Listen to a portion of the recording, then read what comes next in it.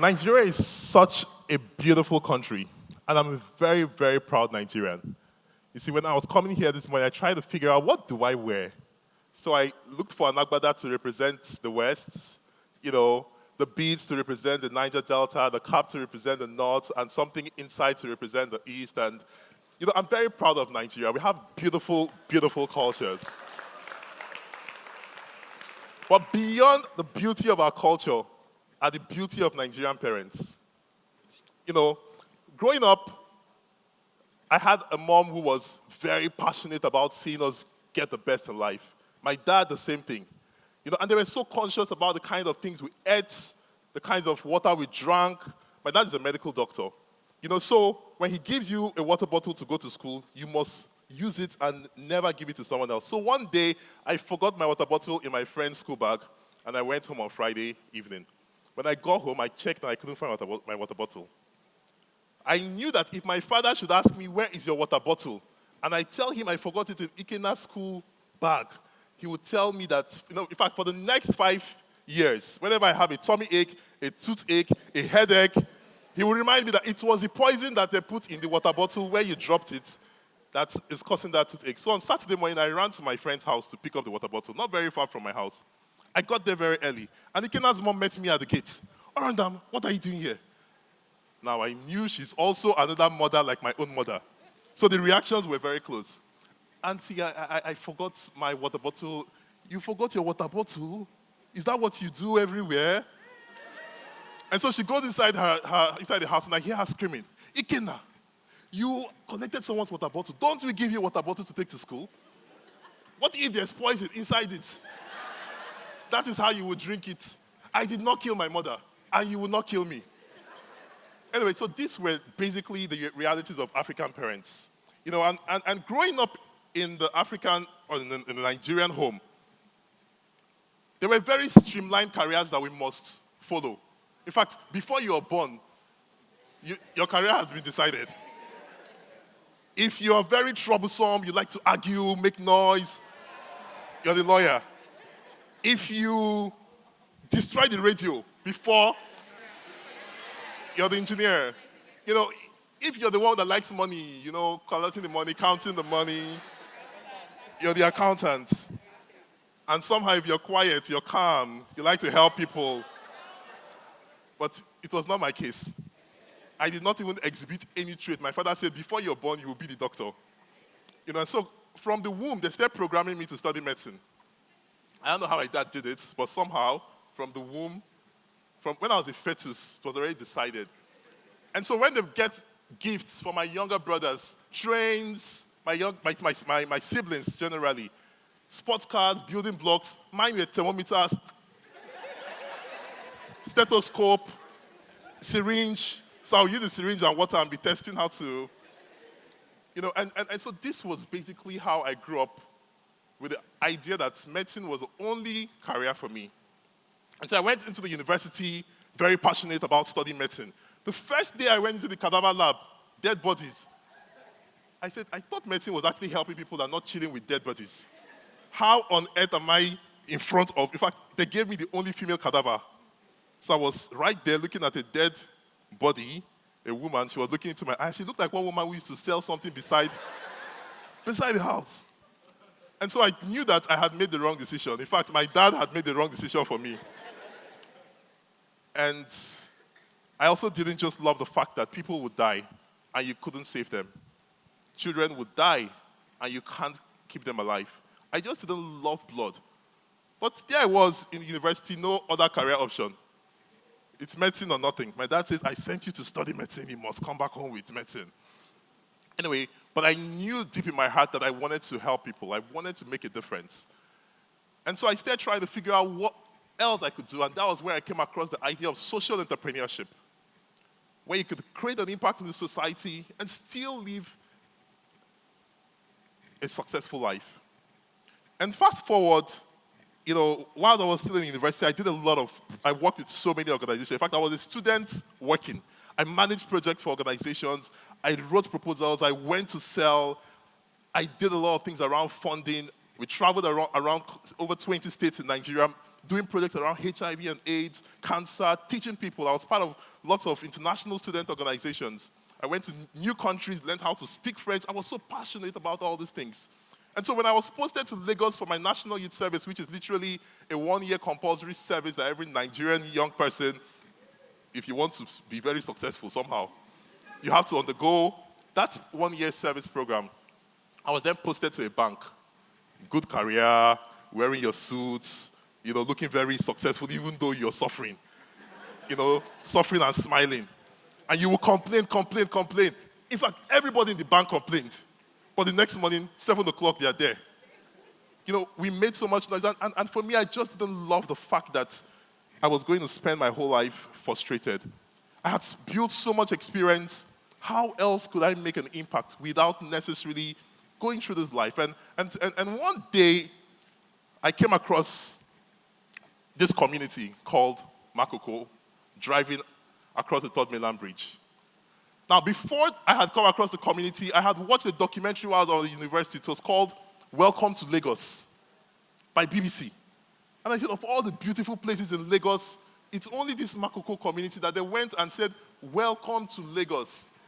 So I told myself, if I go to Lagos for anything, I would visit that community. And that day, it just struck, and I remembered that this was the community I had watched. So somehow, I told myself I was going to go into this community and actually see for myself why this is Lagos.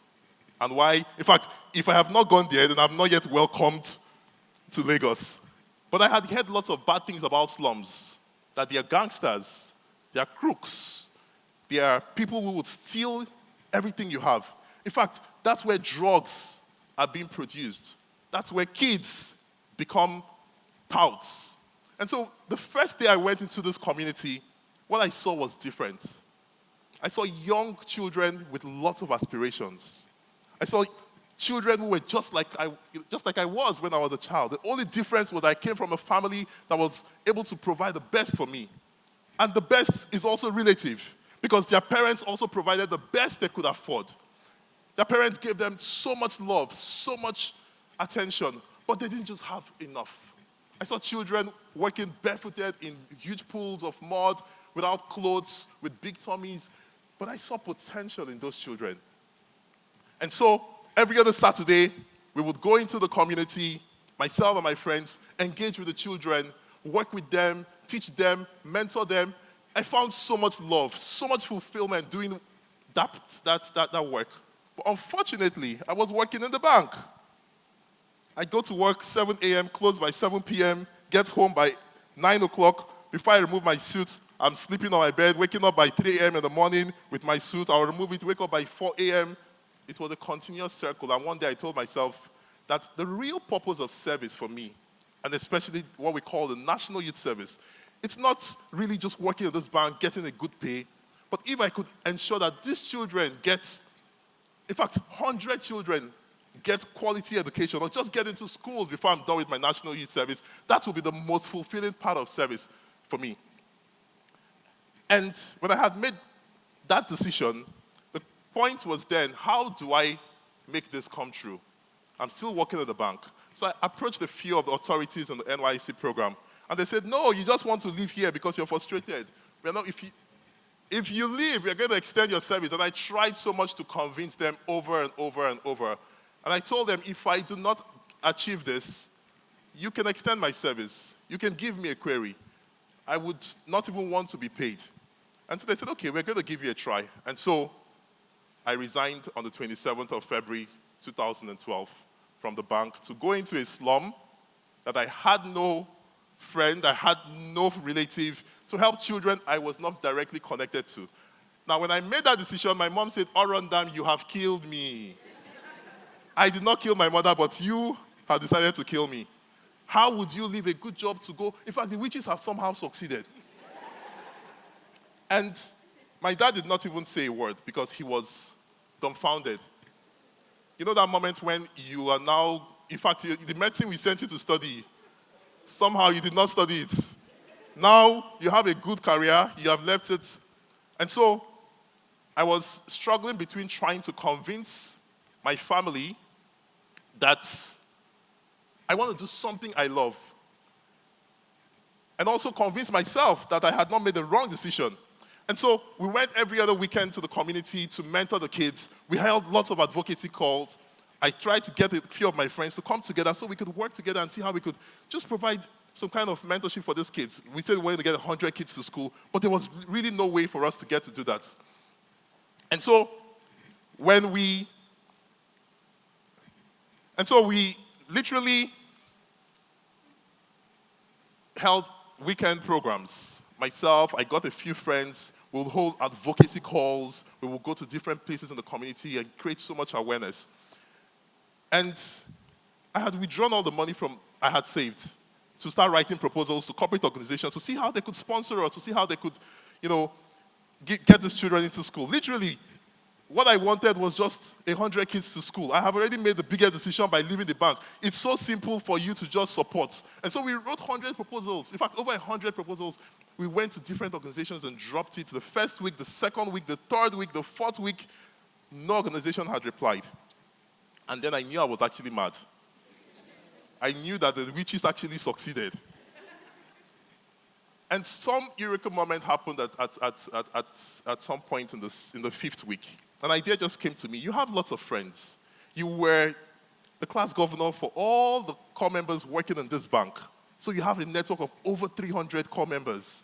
You were the class president for the MDGs group. And that's another network of over 200 people. You've held series of leadership roles over the past year. You're friendly, you have lots of friends. You have a huge network. Then we had this phone called the BlackBerry Messenger. And I had 3,000 contacts on BlackBerry Messenger. And so I said to myself, if I can get every one of my friends to just donate 5,000 naira, or join me to reach out to their friends and donate 5,000 naira, or just 1,000, 2,000, in 1 week or 2 weeks, we should be able to raise some funds to get. And what we needed was just 1 million naira, which is literally about $3,000. And so I wrote down the names of about 400 people and started reaching out to them one after the other. We launched the campaign on a Saturday, and before 1 week, what we tried to raise for over 2 months, we were able to raise over 1 million naira, and we got 118 children into schools for the very first time. Now, we were able to get the mothers to understand that these children could go to school but still come back in the evening to help you sell. We got the parents to understand, the fathers to understand that yes, education was very important if you wanted your fishing business to succeed. More parents there to send their children to school. We decided to start organizing mentorship programs in the community because so many children wanted to learn, but there were literally no schools for these children to go to. We got friends from different parts of the world who decided to also volunteer. From 200 children, 118 children, we went to 200 children, to 500, to 1,000. The numbers kept increasing. More parents wanted their kids to go to school. We didn't have the space. And so we also collaborated with the government to adopt a public primary school. We started renovating the school and bringing in new learning centers like computer development labs. Because we told ourselves that these children, because they come from the slum, that should not limit their dreams. In fact, the greatest talents I've seen so far, working and mentoring children across over 55 public schools and private schools, I've seen the greatest talents in the slums, what we call the slums. We went forward and built early childhood development centers, the best you would find not just in the private schools, but also across public schools. We constructed early childhood development centers, enterprise development centers, sick bays, health centers, STEM and innovation labs, basically the best. But the most important thing for us was ensuring that we've followed up on the progress of these kids. And so this is a picture of Sharon 7 years ago and 7 years in 2019. This is a picture of Sisiano in 2012 and 2019. This was a picture of myself and about 5 other kids seated in a canoe in 2012, and we did that shoot again in 2019 because for us, the progress of these kids was very important. And from the 118 kids we had enrolled 7 years ago, we kept on following on their progress, and so many of them have moved on into senior secondary school. into junior secondary school, first in their class, transforming their communities, building, innovating, being very creative, expressing their talents, speaking in public. A lot of these kids are future talents. And it didn't just end there. We saw a lot of leaders of industry coming to mentor the kids, leaders of banks, international superstars, ambassadors for top embassies, big corporations. Everyone realized that what these guys are doing at Slum to School is something we should be part of. And it wasn't just the volunteers. We had volunteers who would literally go into a community, spend 3 days camping in some remote island, go on water with life jackets, and if you don't life jackets, we are still in the canoe. We took risks because we just wanted to see that every Nigerian child got the best opportunities. We started building a family where everybody felt like one. And from 2012, with 118 volunteers, we've had over 8,000 volunteers today from 32 countries. We've supported over 40,000 children. And the impact we've seen has gradually, continuously increased. And I think the message I want to leave you guys with today is that we all have dreams. But if you don't go out there and pursue those dreams, people would not buy into it. Our greatest success have been the successes of our volunteers, the children. We've seen people who have gone extra miles to give these kids the best. We've seen people who have deprived themselves of so much to give these kids the best. We've realized that with little or nothing, you can transform your society. And one of my greatest proverbs, which is an African proverb, says that alone you can go very, very, very fast. But together we can actually go very far. So ladies and gentlemen, I think the future of our country is very bright. The future of Nigeria has a lot of potentials. There's so much we can achieve if we come together. And the future literally is in collaboration and not competition. Thank you.